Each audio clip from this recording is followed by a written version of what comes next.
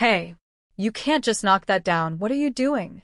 The words flew out of me before I even knew I'd slammed the car door. Three men in neon vests paused mid-swing, dust swirling around the half-dismantled wall of my beach house.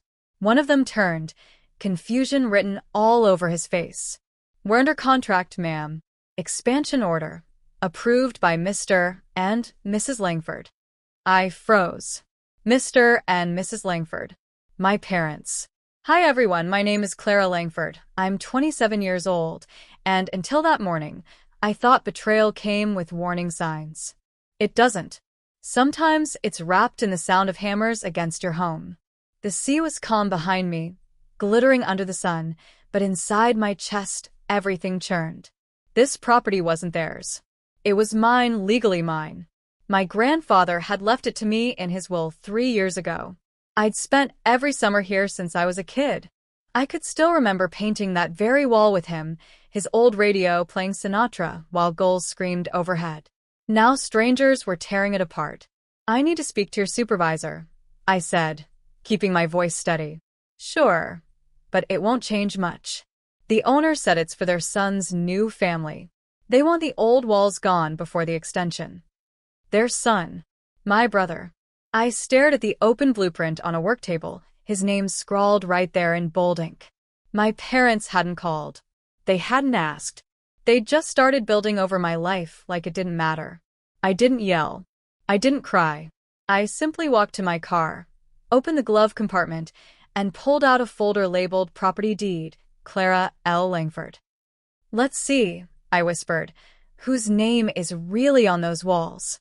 The construction manager arrived 15 minutes later, clipboard in hand and annoyance written across his face. "Ma'am, unless you're with the Langford family, I'm afraid I can't." I held up the deed. "I am the Langford family, and this property belongs to me. Not my parents, not my brother, me." His expression shifted from irritation to shock. He read the document twice, then muttered an apology before signaling the workers to stop. The clang of tools and hammering died instantly, replaced by the sound of the waves, and my heartbeat. I dialed my mother's number. She answered on the second ring, cheerful as ever. "Clara, did you see the progress? Isn't it exciting?" "Progress," I said quietly. "You mean the illegal demolition happening on my property?" A pause. Then her voice hardened. "Oh, sweetheart, don't be dramatic. It's all in the family. Your brother and Emily are expecting twins. We just thought." "You thought you could take my house?" "It's not about taking. It's about sharing. You barely use that place." I closed my eyes, gripping the phone tighter. "Because you made sure I was never invited anymore." She sighed, exasperated. "Don't start that again, Clara. You know your brother needs the space more. You're single, busy with baking, or whatever it is you do." The dismissiveness hit harder than the hammers had.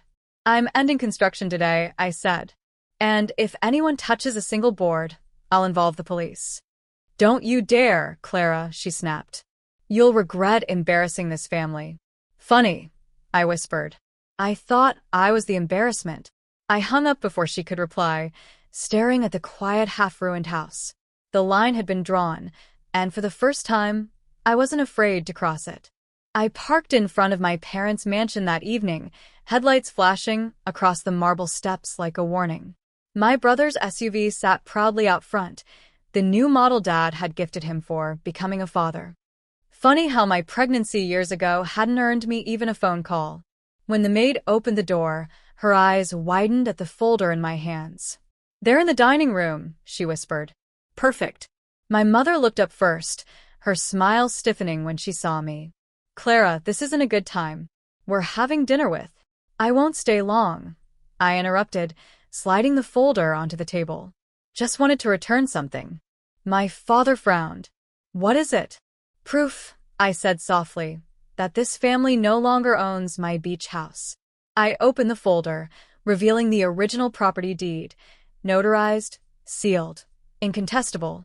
My father's fork froze midair. My brother tried to laugh. "Clara, come on. It's all in the family."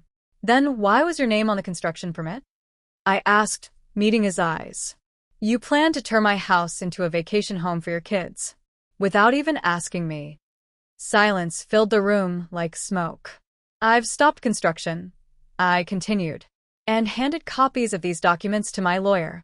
My mother's expression faltered. You're a lawyer? Yes, I said.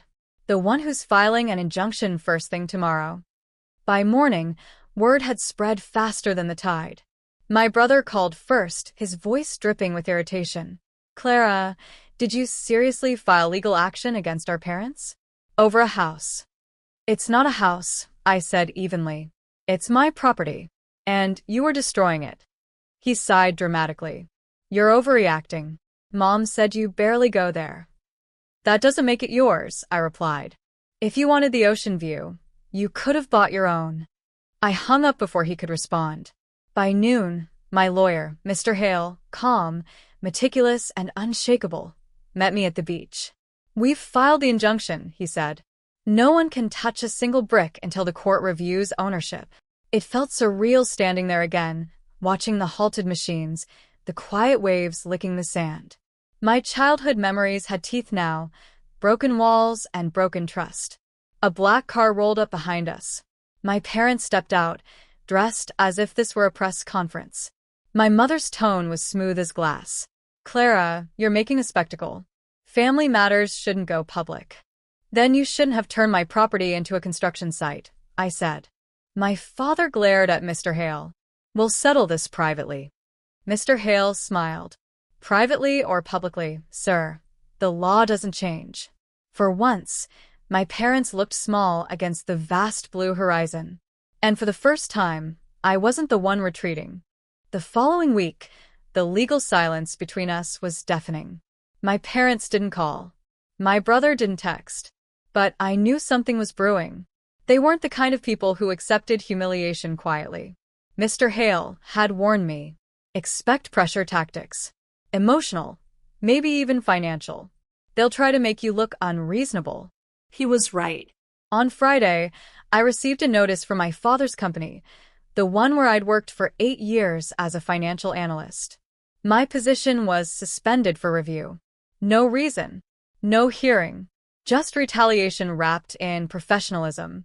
I sat at my desk staring at the email until the letters blurred. Then I exhaled, calm and deliberate. If they wanted a war of dignity, I'd win by remaining composed. That evening, I went through old family documents, letters from my grandfather, receipts, and handwritten notes from when he was preparing his will. One caught my eye, a letter addressed to me in his neat cursive. Clara, I know how they see you. That's why this property is yours alone. Protect it and yourself. When the time comes, don't fight for love. Fight for respect. I sat back, heart pounding. My grandfather had seen this coming. The next morning, I forwarded a scanned copy of that letter to Mr. Hale with one line attached. Let's make them remember who this property really belonged to and why. The court hearing was set for Monday morning. I arrived early, dressed in a navy suit that felt like armor. My parents and brother sat across the aisle, a family portrait shattered into quiet hostility. Mr. Hale leaned over. Stay composed. The truth's already on your side. When the judge entered, the tension cracked like thunder. My father's attorney started with the usual performance, claiming miscommunication, shared ownership, family misunderstanding. Then Mr. Hale stood. Calm. Surgical. Your Honor, Exhibit A, the original will, notarized and signed by Mr. Edmund Langford. It specifies sole ownership of the beach property to his granddaughter, Clara Langford. No co-ownership clause exists. And Exhibit B, a recorded statement from the contractor confirming the order to demolish came from the plaintiff's parents, without her consent. My mother's face drained of color. My brother shifted, avoiding my eyes. The judge skimmed the papers, then looked directly at my father. Mr. Langford, this is a serious breach of property law. You and your associates had no legal right to authorize construction. The injunction stands permanently. The gavel hit the desk like a heartbeat I'd been waiting to hear my whole life.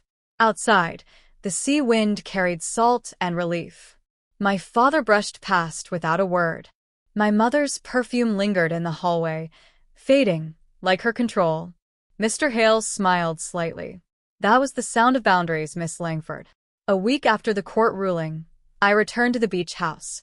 The walls had been repaired, the floors refinished, the air filled with the scent of salt and new beginnings. For the first time in years, I felt peace, not silence, but peace. Then an idea struck me. The Langfords loved appearances.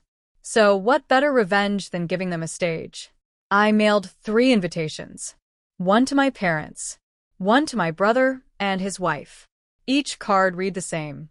You're cordially invited to a private family dinner at the newly renovated Langford Beach House, hosted by the rightful owner. Saturday came. They arrived dressed like it was a press event. My mother looked around, eyes scanning the restored walls. You changed the layout, she said stiffly. I did, I replied. Had to rebuild after the damage your contractors caused. Dinner was quiet until my brother finally snapped. Clara, you didn't have to humiliate us in court. I smiled gently. You didn't have to tear down my house. My father set down his glass. What is this dinner really about? I leaned back, meeting each of their eyes. Closure. I reached into my bag and handed them a document, a property expansion proposal. This house will soon become a luxury boutique resort. Signed under my company's name. I thought you'd like to see how expansion is done legally.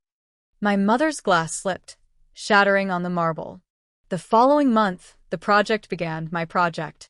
Workers returned to the beach house, this time under my direction.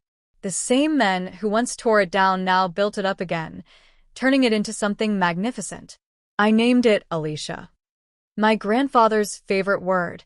It meant peace after struggle. When the grand opening came, I didn't send invitations. The world came on its own. Local investors, travel bloggers, even a few reporters, everyone wanted to see the new oceanfront jewel that had risen from a family scandal. Still, I noticed them arrive, my parents and brother, uninvited, standing awkwardly near the entrance. My mother's tone was soft this time. Clara, this is beautiful. It is, I said quietly. And it's exactly what Grandpa would have wanted, for me to build something that couldn't be taken away. My brother cleared his throat. You've done well. I smiled, not bitter, just calm. I always could. You just never looked long enough to see it. Guests gathered for the ribbon-cutting ceremony. As the cameras flashed, I took the scissors, looked at the house, my house, and asked myself softly, was it revenge or just finally being seen? The ribbon fell. Applause echoed across the shoreline. I didn't glance back at my family. I didn't need to, because for the first time in my life, they were the ones watching me.